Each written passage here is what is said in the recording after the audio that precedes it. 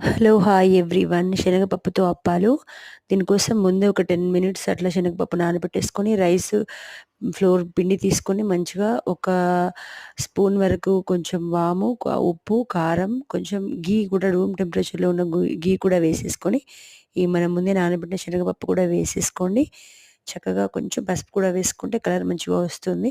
So, ఇవన్నీ కలిసేటట్టుగా first పిండి కలుపుకొని, తర్వాత వాటర్ వేస్తూ మంచిగా డవ్ కలిపేసుకొని చపాతీ ముద్ద మాదిరిలాగా కలిపేసుకోండి. తర్వాత ఒక బటర్ పేపర్ కానీ, లేదు అంటే ఒక ఆయిల్ కవర్ కానీ, ఏదైనా అరటి ఆకు కానీ తీసేసుకోండి. చిన్న చిన్నగా అప్పాల్లాగా ఒత్తేసుకోండి.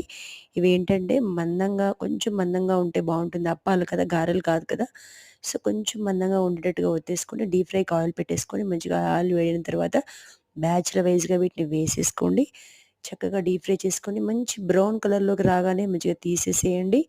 చక్కగా చల్లారిన తర్వాత స్టోర్ చేసి ఈవినింగ్ మీ పిల్లలు స్కూల్ నుంచి రాగానే పెట్టండి. చాలా బాగా ఇష్టంగా తింటారు. డిఫరెంట్‌గా ఒకే రెసిపీని రకరకాలుగా చేయొచ్చు. సో, ఇది కూడా అంతే గారెల మాదిరిలాగానే ఇదొక డిఫరెంట్ రెసిపీ. తప్పకుండా లైక్ చేయండి. మన ఛానెల్‌ని సబ్స్క్రైబ్ చేసి